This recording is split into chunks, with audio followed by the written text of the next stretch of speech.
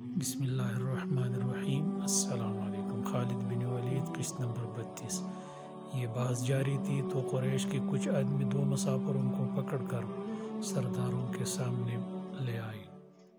انہیں بتایا گیا کہ یہ دو آدمی جو اپنے آپ کو مسافر کہتے ہیں ہمارے خیموں کے ارد گرد گھوم پھر رہے تھے، اور ہمارے 4-5 آدمیوں سے انہوں نے پوچھا کہ تم لوگ کہاں جا رہے ہو؟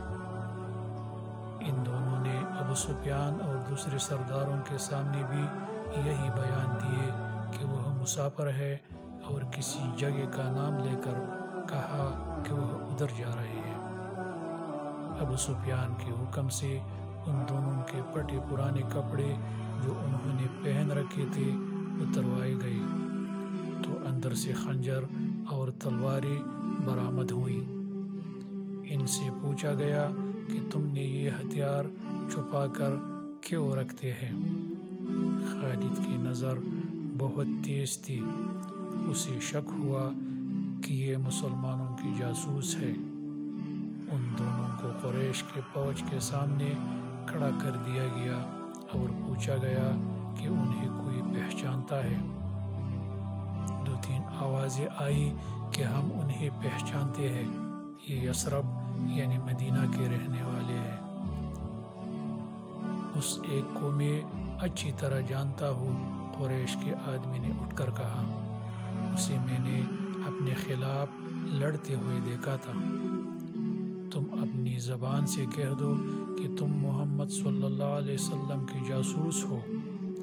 ابو سفیان نے ان دونوں سے کہا، اور جاؤ، میں تمہاری جان بخشی کرتا ہوں۔ دونوں میں سے ایک نے اعتراف کر لیا۔ جاؤ، ابو سفیان نے کہا، ہم نے تمہیں معاف کیا۔ دونوں جو واقعی مسلمانوں کے بھیجے ہوئے جاسوس تھے اور قریش کے عزائم معلوم کرنے آئے تھے، ہنسی خوشی اپنے اونٹوں کی طرف چل پڑے۔ ابو سفیان کے اشارے پر کئی ایک تیر اندازوں نے کمانوں میں تیر ڈالے اور پیچھے سے ان دونوں مسلمانوں پر چلا دیے۔ دونوں کئی تیر اپنے جسم میں لے کر گرے، پھر اٹھ نہ سکے۔ کیا تم اس کا مطلب سمجھتے ہو؟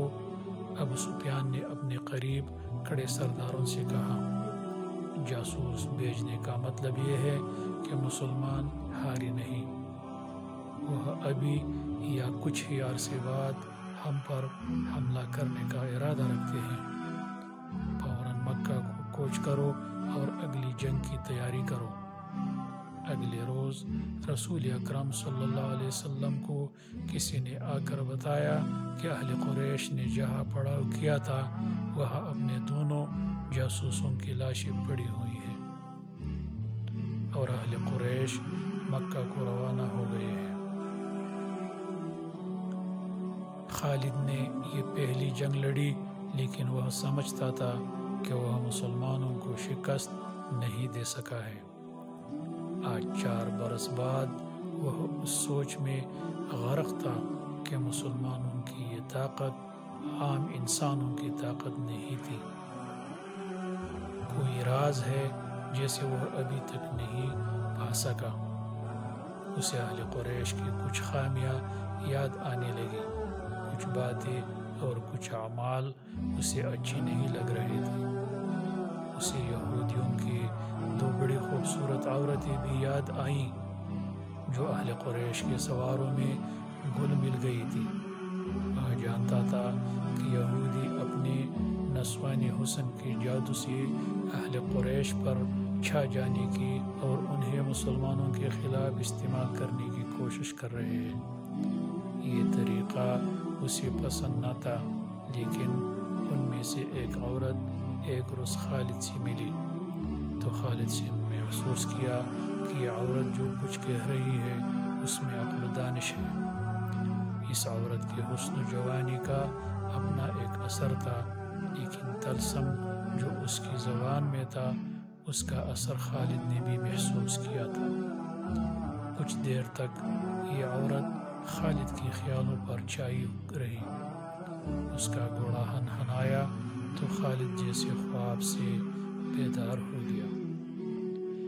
بہت تیزی سے اٹھا، گھوڑے پر سوار ہوا اور پھر مدینہ کے راستے پر ہو دیا۔